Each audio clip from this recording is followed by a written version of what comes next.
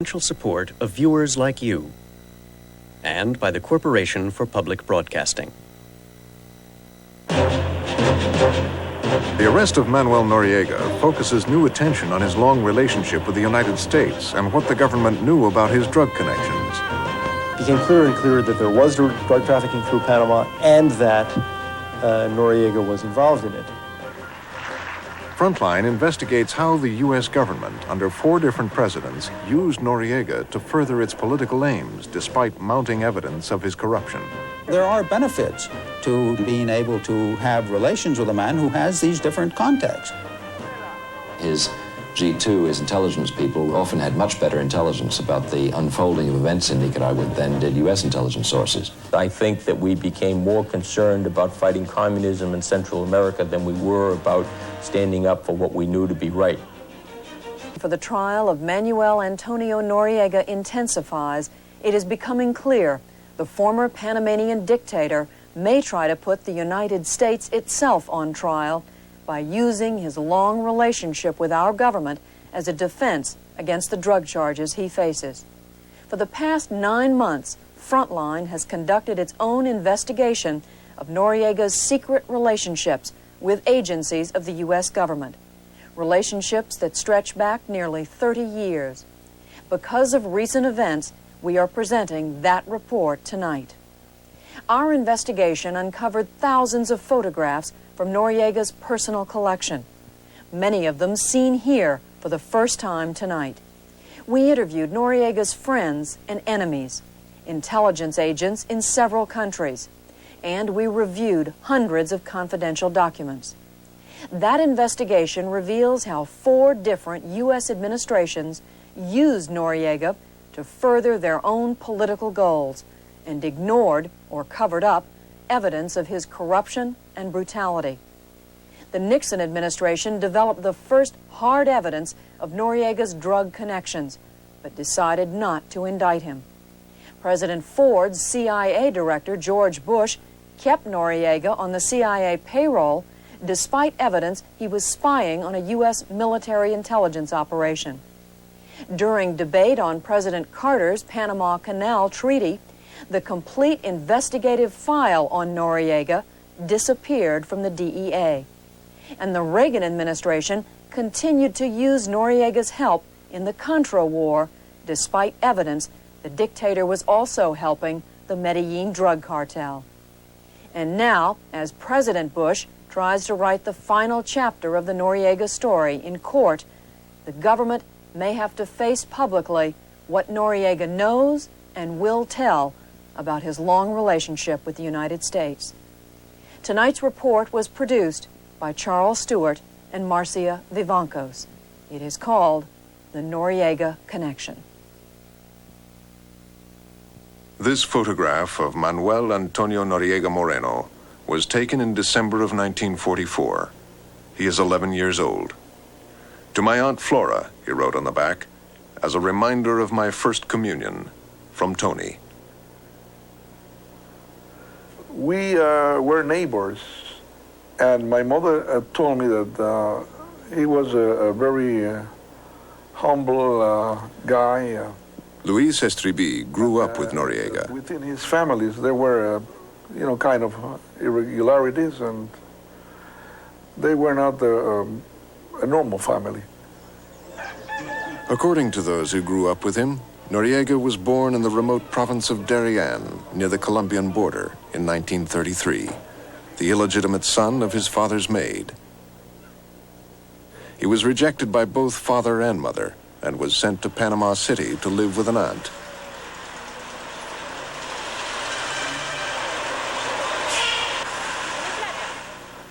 Department of Defense Biographic Report.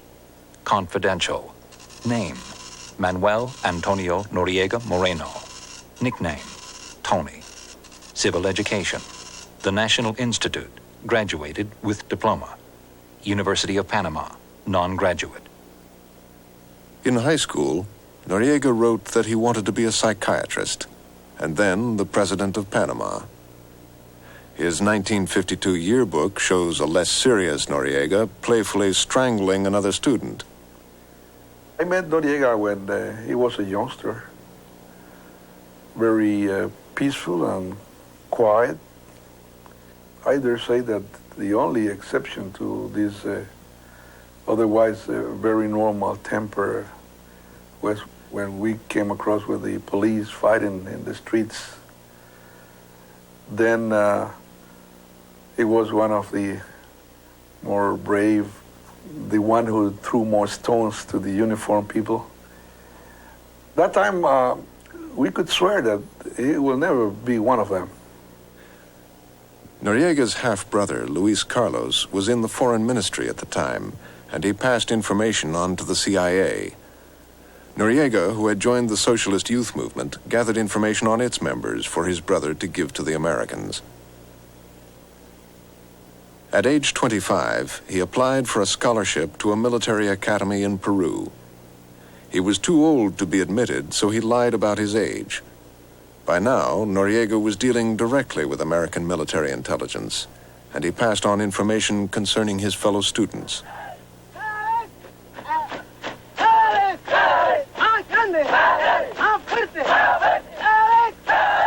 Upon graduation, Noriega returned to Panama and joined the National Guard, where he continued to nurture his relationship with the U.S. His commanding officer was Omar Torrijos. Noriega has maintained a friendly and cooperative relationship with U.S. military personnel since prior to joining the National Guard in 1962. Guillermo Sanchez Bourbon is a Panamanian newspaperman who covered Torrijos and Noriega. Yo no sé, seguramente que Torrijos le vio el talento natural que tenía para eso. Torrijos probably spotted Noriega's talents because rumors that Noriega was a snitch for the CIA date back to the 50s, when he was just a high school student at the National Institute. As Noriega was developing his relationship with U.S. intelligence, he was also building a reputation for violence. Lo mandan a trabajar a Colón. En Colón viola. He is sent to work in Colón. In Colón, he rapes a prostitute. There is a scandal and an investigation. The regional commander intervenes and is going to relieve Noriega of his duties. But Torrijos intercedes, and Noriega is not discharged. He is sent to Chiriquí. A few days after his arrival, he rapes a 13-year-old peasant girl. He beats up the girl and her little brother to the extent that they end up in the hospital. Another investigation is conducted, and again Torrijos intervenes and saves him. At the time, Panama was flourishing with the presence of Americans and their investments. The Panama Canal was shipping millions of tons of American goods through its locks, and the stability of the country was critical to U.S. interests. But the Americans were worried about communist-inspired revolution.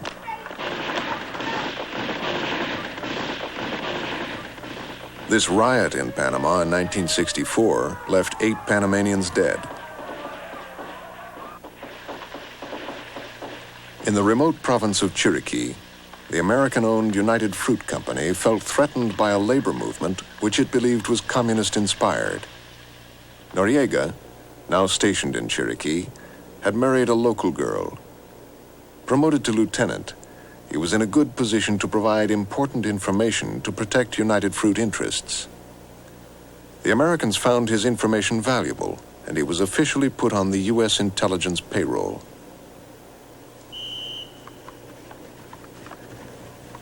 He was chosen for advanced training at the United States School of the Americas, but he did not do well. Out of 60 Panamanians enrolled, he finished 59th. In one course, according to his report card, he scored 5 out of a possible 100 points because he got lost in the jungle. He performed better when it came to espionage. According to his resume, Noriega took 3 intelligence courses from the Americans in 1967. He graduated from a counterintelligence course in the top third of his class. His performance was termed outstanding.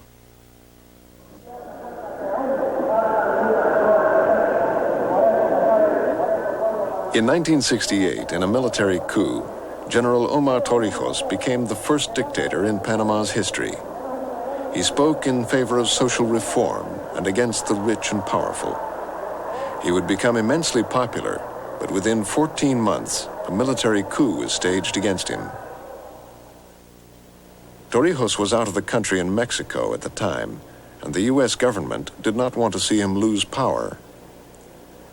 Possibly at the urging of the CIA, Noriega allowed Torrijos to return to Panama through the province of Chiriquí, where he was now commander. The CIA told Noriega that Torrijos was returning anyway, and advised him to help Torrijos to return as a means of promoting himself. Noriega then opened up the province of Chiriquí to the plane in which Torrijos was flying back. From that point, the coup crumbled. Noriega, whose ambition transcended his loyalty to Torrijos, had a hard time making up his mind on whether or not to permit Torrijos back into the country. As military commander of Chiriquí province, Noriega became a hero of the revolution for smoothing the way back for Torrijos, and in the process, accelerating his own rise to power.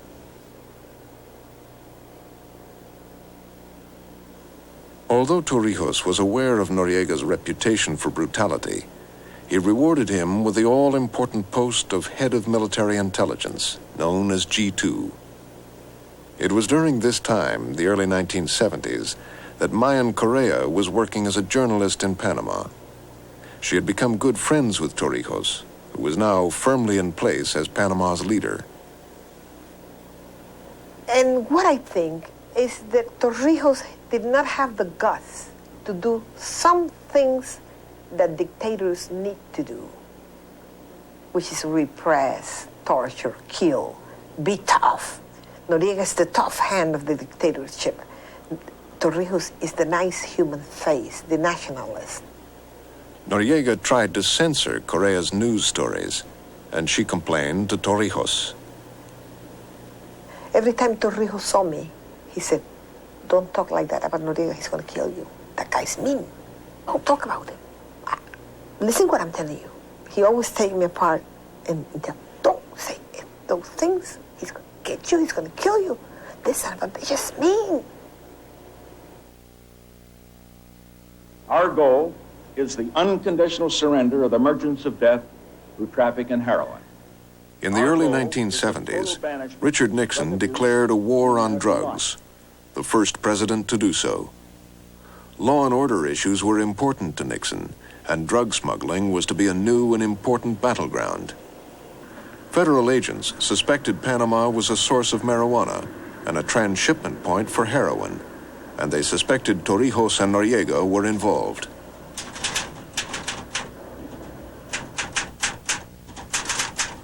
At the CIA, John Bacon had been working on the Latin American desk for 20 years as an intelligence analyst. In a special arrangement, he was loaned to the Bureau of Narcotics and Dangerous Drugs in 1971.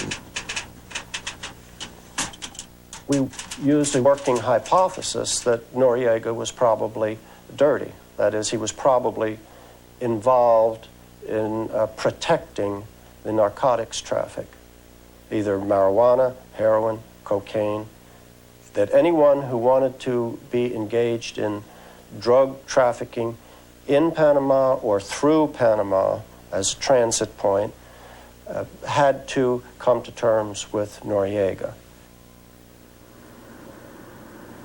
Diplomatic relations were already strained over negotiations concerning the canal, but the State Department was not pleased with certain efforts by the drug agents in Panama.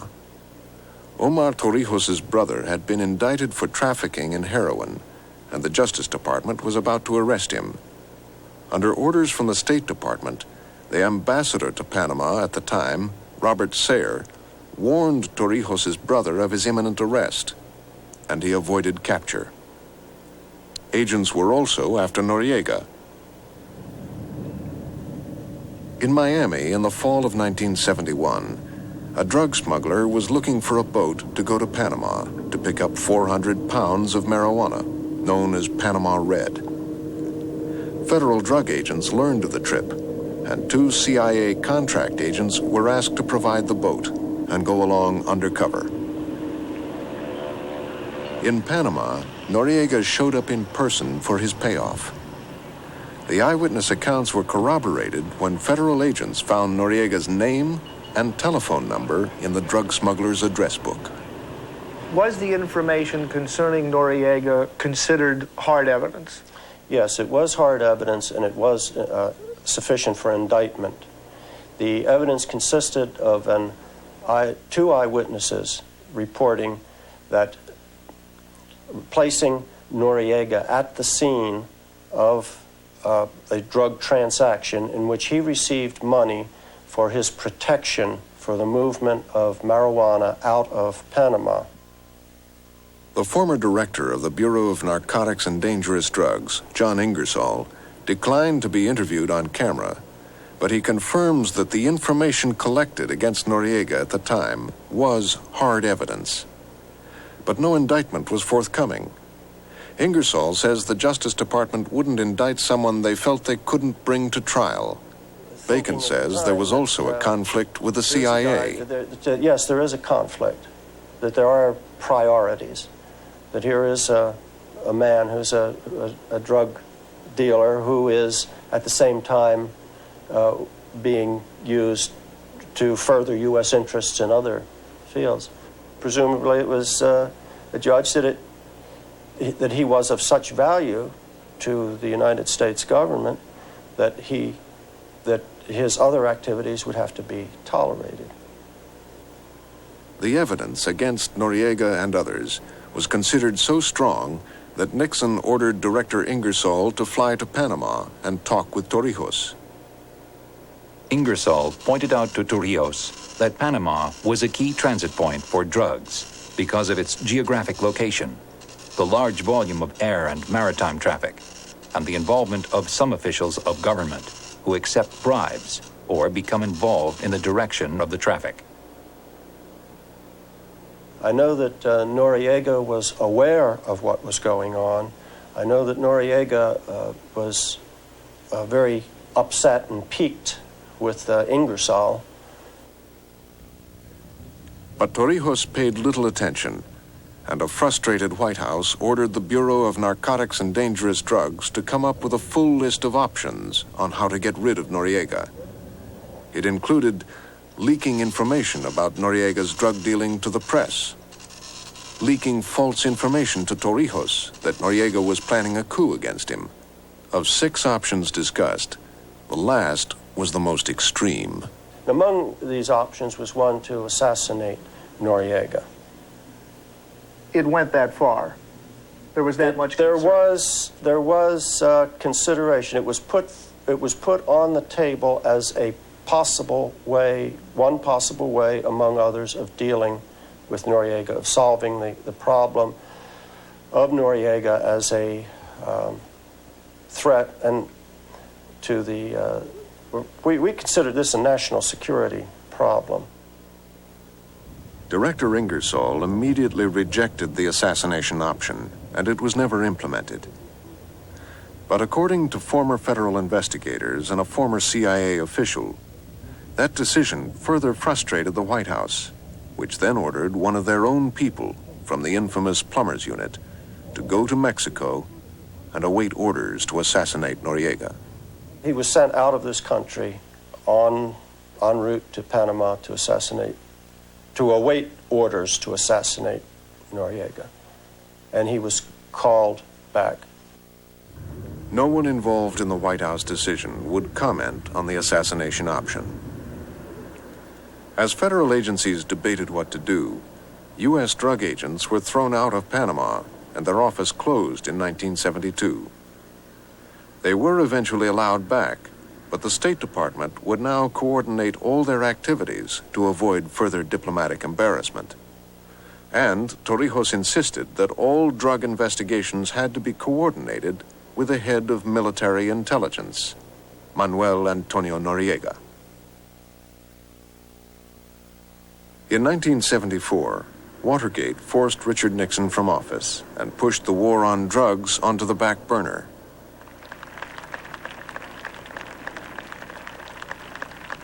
Meanwhile, Noriega, as head of military intelligence, was increasing his contacts around the world. He met everyone from Moshe Dayan to Mother Teresa. The Panama Canal was important to the economic survival of many countries. They wanted to know Noriega almost as much as he wanted to know them. Although his record of association with U.S. military goes back over 15 years, Noriega maintains open channels with Cuban, Soviet, Chilean, and other political representatives. To the U.S., Noriega's dealings with Fidel Castro were the most troublesome. Castro found Noriega very useful, from circumventing a U.S. trade embargo to gathering intelligence to gun running. Manuel de Beunza worked for Castro as a member of Cuban intelligence for over 20 years. He defected 2 years ago. Panama is very important to Castro. First, because through Panama, he obtained all the material the United States has an embargo.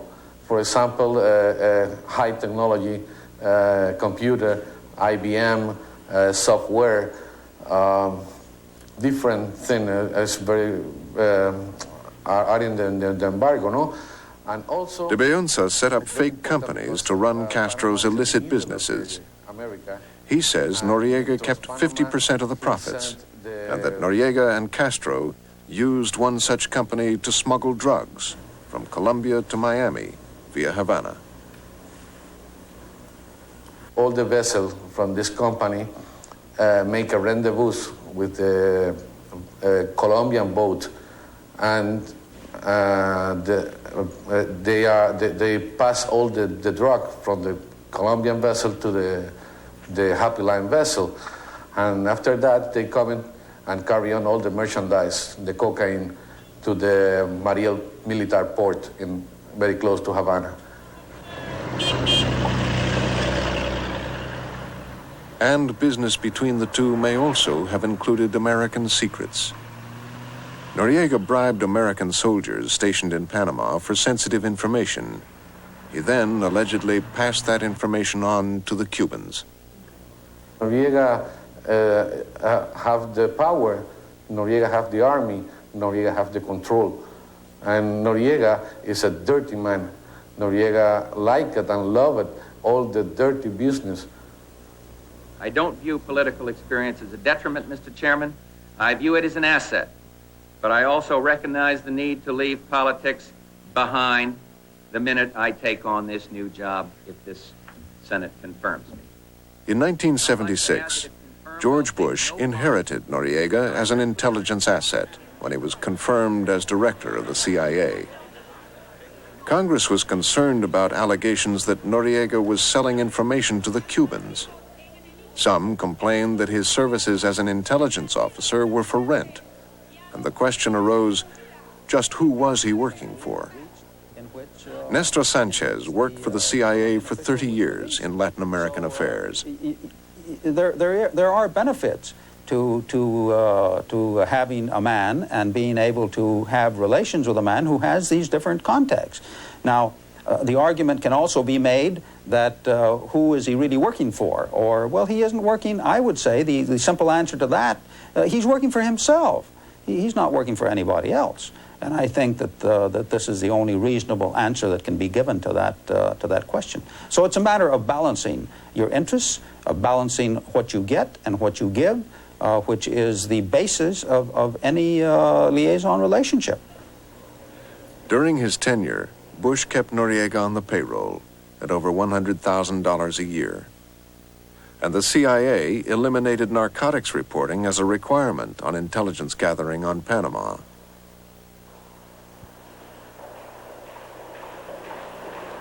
Noriega was given a VIP tour of the CIA, and Bush and Noriega met to discuss a smooth transition to the new president, Jimmy Carter. But the Carter administration reached a different conclusion about Noriega. At first, his drawbacks simply outweighed his benefits to the U.S., and he was dropped from the payroll. But not for long. Ambler Moss went to Panama to be ambassador in 1978. And of course, Noriega was designated to be the go-between between the Panamanian military and various U.S. agencies, such as the CIA, the DEA, the FBI. I wondered sometimes when Noriega had a chance to get a lunch break, because he was working so many U.S. agencies at once, and this was completely on an official level. I mean, he was the designated person to be the liaison for this. And at the same time, his G2, his intelligence people, were very, very useful to Torrijos in such operations as, for instance, finding out what was going on during the Sandinista Revolution in 1979. They, I'll be free in admitting, often had much better intelligence about the unfolding of events in Nicaragua during the revolution than did U.S. intelligence sources. We are here to participate in the signing of treaties which will assure a peaceful and prosperous and secure future for an international waterway of great importance to us all. By the late 1970s, U.S.-Panamanian relations were at a peak. The Canal Treaty was finally being signed by Jimmy Carter and Omar Torrijos.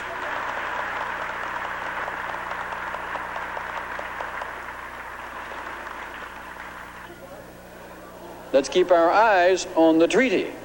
And in the final judgment of this Senate, but ratification of the Canal Treaty by the Senate would not be easy.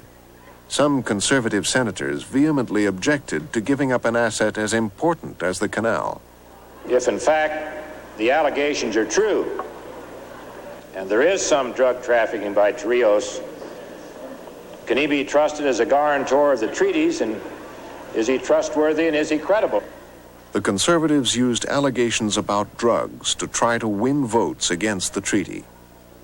In October of 1977, Senator Robert Dole filed a specific request under the Freedom of Information Act for all DEA files relating to Panama. The DEA first claimed the files were irrelevant to the debate, said one of Dole's former staffers. Then they stonewalled us. Dole would never receive the complete files. I collected them. I went down to the file room. I put them in boxes. You gave them to whom? I was told. I turned them over to DEA's chief counsel. By now, John Bacon had joined the Drug Enforcement Administration full-time. He had been ordered to turn over all intelligence files on drug dealing in Panama, and he was specifically ordered not to make any copies. My speculation is, what I believe is the most probable, is that since this was during the congressional debate on the Canal Zone treaty, which was being debated at that time, that the Carter administration did not want information damaging to consideration of the treaty to be made available.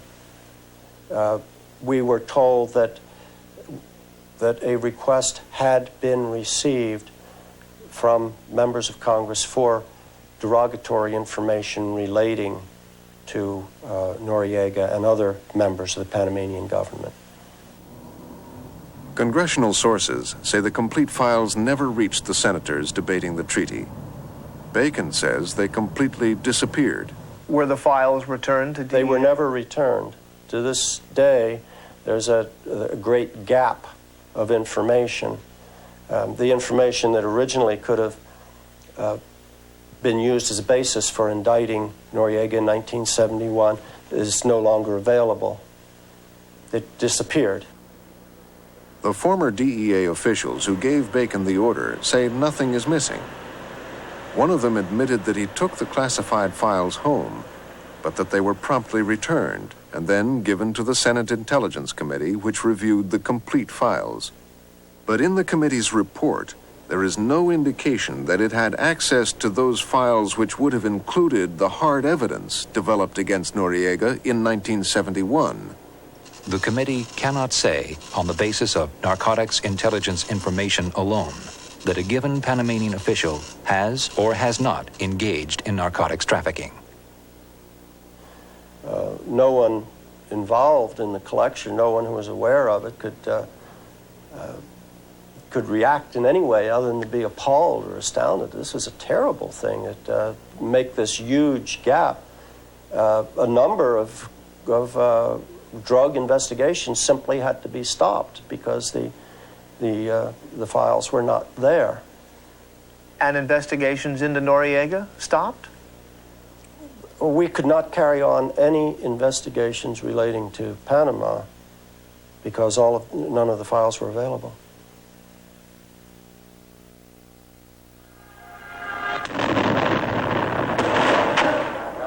Just a year later, another investigation into Noriega would be thwarted. In 1979, as the Sandinistas were fighting to overthrow the Somoza government in Nicaragua, some of the guns used in the rebellion were traced here to Miami. Evidence was gathered which showed that the weapons were being purchased by Noriega. But Jerry Sanford, an assistant U.S. attorney, was having a hard time with the State Department about the investigation. The State Department seemed to leave its footprint pretty close to the law enforcement activities, if not stepping on our toes. Sanford says he was close to indicting Noriega when an individual who worked for the CIA told him that Noriega was not really worried about the investigation.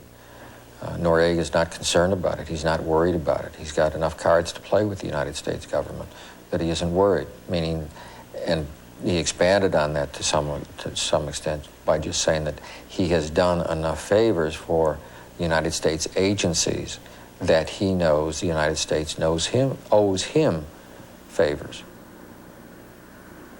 The U.S. Attorney's Office in Miami sent a prosecution memo to the Justice Department, where it sat for several months. Justice came back and said, gee, we lost your pros memo. Can you send us another one? So another one went up, and a few more months passed, and eventually, as I recall somebody's words, whether it was somebody from the U.S. Attorney's Office in Miami or at the Justice Department, the case just got too cold, and nothing really ever happened. The Carter administration would not indict Noriega. The reason, Sanford was told, was that Noriega was too important to the national interest. Panama had recently given sanctuary to the deposed Shah of Iran. Noriega was in charge of his security, and any further investigation would be embarrassing. It gets to be very frustrating because you feel that you are performing your oath of office, that you're going to obey the laws of the Constitution of the United States of America and all the laws of the United States of America. And then when you do try to do it, you find yourself thwarted at times by the foreign policy considerations that seem to take precedence over the law enforcement.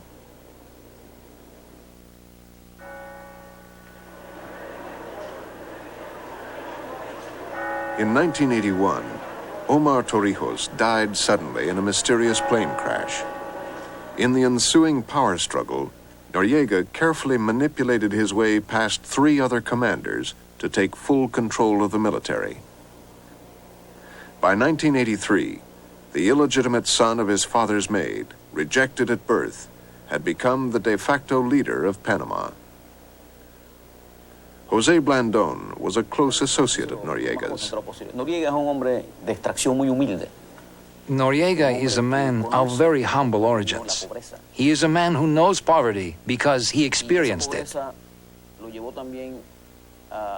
And this knowledge of poverty makes him rejected.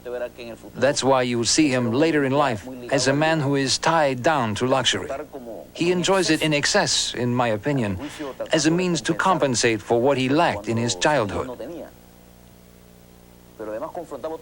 But he is also faced with another problem.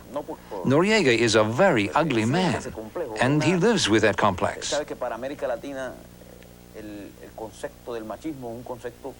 In Latin America, the concept of machismo goes very deep, especially in the military.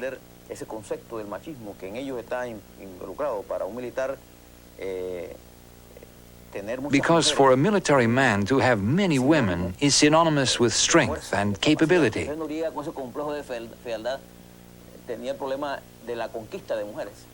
So because Noriega is ugly, he had problems conquering women because he was rejected.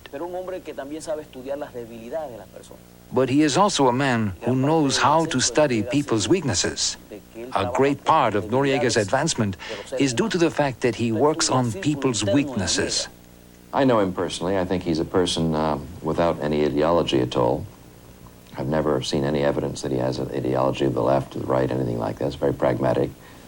And I would say that even though he has been in this position of power since August of 1983, and in the position of defying Washington, and successfully all through 1988 and into 1989, that I would say that he's not a person who has sort of a messianic sense of his own destiny the way Latin American dictators often have. If you think of a Castro, or you think of a Pinochet, if you think of a Perón, these people clearly had some idea of how they were out to either save the world or save their country or be something in the world. And Noriega doesn't have that kind of philosophy, I don't think. He understands power, he understands money, he understands survival in a very pragmatic way, but I don't look at him as a typical Latin American caudillo type in the old school. In a candid moment, Noriega spoke to a reporter from Colombian television. What's General Noriega like? What's he like? Just like you see me. Peaceful?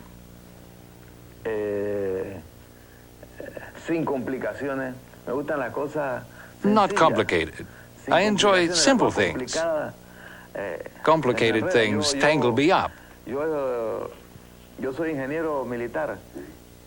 I am a military engineer, and I used to get headaches every time we used logarithms or studied astronomy.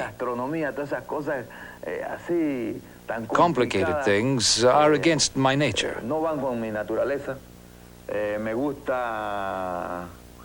I like jokes, drinking, good fun,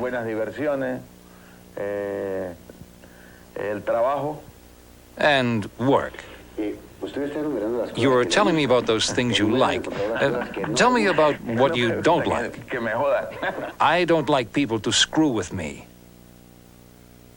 I truly believe the history of this century forces me to believe that to do nothing in Central America is to give the first communist stronghold on the North American continent a green light to spread its poison throughout this free and increasingly democratic hemisphere. The Reagan administration redefined the national interest as combating communism, and Noriega made sure to ingratiate himself with the new president by doing whatever he could to help. In 1983, when the U.S. invaded Grenada, Vice President George Bush reportedly asked Noriega to call Fidel Castro and warn him that it would be against Cuba's interest to become directly involved. Bush denies he made the request. Castro described the call from Noriega in an interview on Panamanian television. On the day of the invasion, during the dawn hours, when the combat was going to take place and our personnel was surrounded by Yankee troops, General Noriega made an effort to reach a ceasefire. 2 months later, Bush and Noriega met in Panama. A source who was present says they discussed the Contra War. Bush denies it. But Noriega would do whatever he could to help the U.S. and its war against Nicaragua.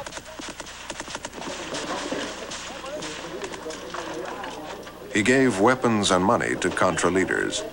And according to Elio Camarena, a former lawyer for the Panamanian Defense Forces, at the request of the U.S., Noriega allowed the Contras to train in Panama. At Quarry Height headquarters of the American military in Panama, General John Galvin met with Noriega and, in my presence, stated the need the Southern Command had for a remote area outside of the U.S. bases for the training of the Nicaraguan Contras. According to information from the trial of Oliver North, Noriega also helped blow up an arsenal of weapons in Managua in 1985. And according to sworn congressional testimony, one of Noriega's partners, the elusive Mike Harari, a former secret agent of the Israeli intelligence service, set up an arms distribution network which included the Contras. Ese es el dirigente que asume el país, la dirección en 1983, In 1983, Noriega is the leader who assumes the power to lead the country, coinciding with the political phenomenon which I have called the period of complete immorality. No one developed any concept of morals. Noriega, a man who lived in his own obscure world, engages at a time when the United States operate in Central America without morals. Their policy being, no matter what must be done, we must back the Contras. And if you back the Contras, no matter what you did, you are an ally of the United States. While Noriega was helping the United States to fight communism, he was pursuing his own interest in money by allegedly striking deals with the Medellin drug cartel in Colombia. Roberto Diaz Herrera was Noriega's second in command. By that time, although the officers didn't dare talk too much, because Noriega was already Noriega, there was a strong sense of cocaine in the air, near headquarters. In addition to his alleged drug dealing with Fidel Castro, two of Noriega's former associates say that Noriega allowed the cartel to build a cocaine lab in Panama in return for a payoff of several $1 million. And in 1984, when the Minister of Justice in Colombia, Lara Bonilla, was assassinated, several members of the cartel fled to Panama. Noriega gave them sanctuary. Augusto Villas was a major in Noriega's Air Force. I saw in Panama two of the drug lords. I saw Gacha and Escobar, because they were both horse fans. They lived in Panama for a while after Lara Bonilla died. They were in hiding, but they would go see the horses, and I would see them there because I am also a fan of that sport. Roberto Eisenman is the publisher of the opposition newspaper in Panama. It is the first time in which the narco-mafias have actually controlled the formal military institution of a country. And through that control the country, and then put the country at the service of the multinational criminal enterprise. Every country in the continent has a drug problem. Every country in the world has a drug problem. No other country in the world has this kind of problem, where the formal military institution, the uniformed authority, is actually controlled by the multinational narco-mafias. But at the same time, Noriega was cooperating with the DEA in Washington, giving them information about drug traffickers. Sending drugs to the United States. Richard Gregory was an assistant U.S. attorney in Miami. He saw Noriega's cooperation as a ploy to divert suspicion from himself. Unfortunately, Panama was a place where when General Noriega didn't get his rent money for the month, he'd give you up to the Drug Enforcement Administration. In fact, when I first came here, we used to have what we called Panamanian extraditions. And it was one of the few countries in the hemisphere where if they caught a drug dealer, they would put him on a plane to the U.S. and just ship him out. Despite the evidence of Noriega's own drug dealing, over a 10-year period, he would receive congratulatory letters from the U.S. government. Thank you very much for the autographed photograph. I have had it framed, and it is proudly displayed in my office. Your long-standing support of the Drug Enforcement Administration is greatly appreciated. Best regards, Bud Mullen, Director, DEA. The DEA says that at the time, it had no hard evidence of Noriega's drug dealing. But by 1985, evidence of drug dealing was being put forth publicly by Hugo Spadafora, a longtime Noriega critic. Spadafora passed his information on to reporter Sanchez Bourbon at the opposition newspaper.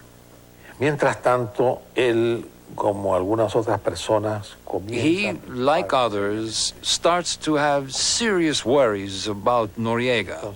como él era amigo de los pilotos de Noriega, comienza a enterarse. Since he had befriended Noriega's pilots, he starts learning about the magnitude of Noriega's involvement in the drug traffic. Good evening and welcome to the John F. Kennedy School of Government. We are pleased to have as our guest tonight General Manuel Antonio Noriega Moreno, the Commander-in-Chief of the... In 1985, Noriega was still enjoying his role on the international stage. In February, he was in the United States at Harvard University, and in September, he was in France. While there, Noriega would allegedly order his forces to make an example out of Spadafora. What would happen to him was a warning to anyone else who would criticize Noriega. A decapitated corpse, presumed to be that of Dr. Hugo Spadafora, a former Vice Minister of Health under Panamanian strongman Omar Torrijos, but an avowed enemy of the present Panamanian military commander, General Noriega, was found on September 14, 1985, in Costa Rica, near the Panamanian border. Attorney Steve Schmaibley investigated for the Spadafora family. There are eyewitnesses who can trace his path from Costa Rica into Panama. He's last seen alive being detained by a PDF member. The next morning, his tortured and decapitated body is found in an area where PDF jeeps have been seen driving around. Another crucial bit of evidence that we presented was that there had been numerous death threats, directly and indirectly, conveyed to Spadafora from the PDF and from Noriega. Schmaibley argued the case before the Human Rights Commission of the Organization of American States. The OAS investigation found the government of Panama guilty, but it could not try individuals, and no one was ever charged. In Washington, Noriega was now becoming an embarrassment, despite his usefulness as an intelligence asset. As the years went by, Elliott Abrams was Undersecretary of State for Latin American Affairs during the Reagan administration. It became clearer and clearer that there was drug trafficking through Panama and that Noriega was involved in it. Already in 1985, because of repression and corruption, drug trafficking, we had begun to make it clear to Noriega that we did not like the way he was behaving, and his behavior got worse and worse. We began to distance ourselves more and more. So it wasn't something that started on one given day or culminated one day. It was a process of distancing ourselves from Noriega. In an effort to bolster his image in Washington, Noriega hired a public relations firm, International Business Communications, which had close ties with the Reagan administration. The administration's messages to Noriega were confused and contradictory. John Poindexter of the National Security Council flew to Panama allegedly to warn Noriega to cut out his drug dealing, while Oliver North met Noriega in London, where they discussed assassination and sabotage against the Sandinista leaders. And CIA Director William Casey met Noriega on several occasions, but reportedly only discussed intelligence matters and never confronted Noriega about his drug dealing. In the midst of Washington's confusion, Richard Gregory was collecting evidence in Miami to indict Noriega for drug trafficking. The more we dug into sensitive international areas, especially dealing with South and Central America, the more I found out that the United States priority is not the narcotics traffickers, but rather it's the clandestine affairs of our intelligence and foreign relations community. In October of 1987, Gregory went to Washington to discuss the result of his independent investigation. I went to Washington to lay out to both the Drug Enforcement Administration and the Justice Department what it is that I had and where we were going with it. I met with mixed reactions. Some people thought this was just magnificent, that somebody finally was going to have first-hand evidence on Noriega. There were other people who thought it was the worst thing that could possibly be done. They told me that I was crazy, that I'd never make the case, to leave it alone. think that there's anyone else in the United Of course, at this time, in the middle of the Iran-Contra scandal, there weren't too many people, especially with the presidential election coming up in a year, who were going to say, no, you can't indict a case on a Central American general who's been bringing in narcotics to this country and who has been double-dealing the United States. I don't know what the political reasoning was, but I do know that after the indictment was approved in Washington, Leon Kellner, who was the U.S. attorney, went to a meeting at the White House. So when I say the White House, I don't mean with the president, but with leaders of the National Security Council. And one of the reactions was to Leon Kellner, since when does some assistant United States attorney get the authority to make foreign policy? I don't think Leon chose to argue with them at that point, but my reaction to that statement is we got involved with indicting people in foreign policy when the people who were making foreign policy began dealing with dope dealers. These photographs from Noriega's personal collection tell much of the story of his last years in power. He went to France, where he was honored, and vacationed with his family. Meanwhile, President Reagan was applying economic sanctions against Panama and talking tough about getting rid of the dictator. Noriega apparently took the American pressure seriously.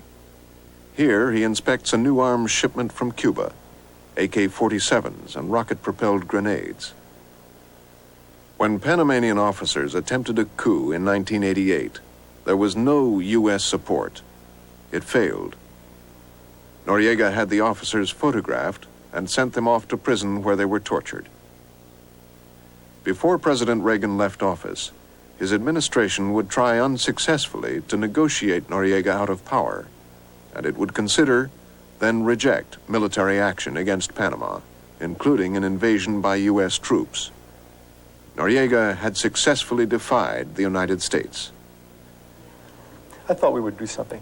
I was actually not just angered and disappointed, but surprised that the product of the interagency process, that the ultimate American action was basically nothing.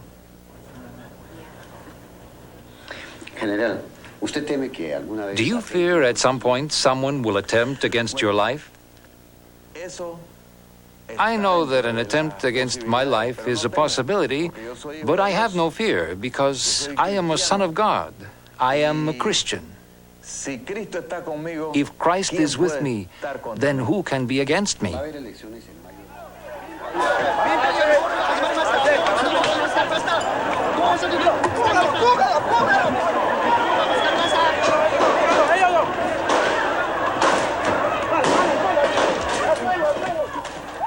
In May of 1989, Noriega overturned the results of the elections in Panama and ordered the beating of opposition candidates.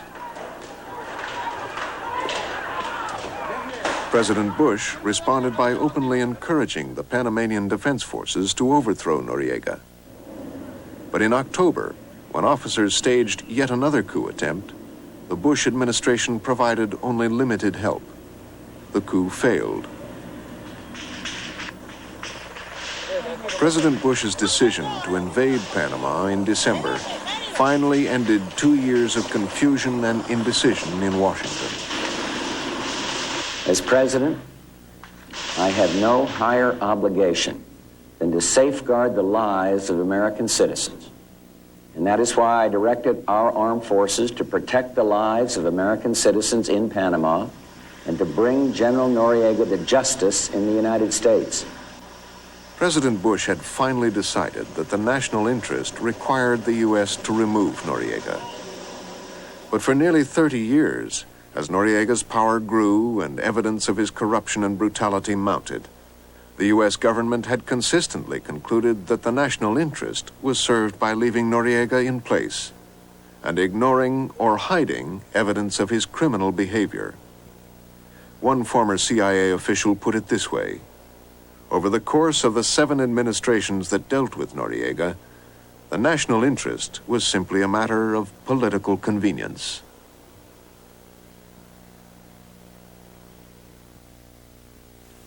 Noriega has always denied publicly any charges that he was involved in drug trafficking. and he has not yet entered a plea to the federal indictment against him. Noriega's attorneys continue to insist that the U.S. government seized Noriega illegally and therefore has no right to try him. Because of the difficult legal issues in the case, many observers are speculating it may be a year before Noriega actually comes to trial. Thank you for joining us. I'm Judy Woodruff. Good night. People are so used to seeing Soviet women as tractor drivers or farm workers or milkmaids. Or is the status and struggles of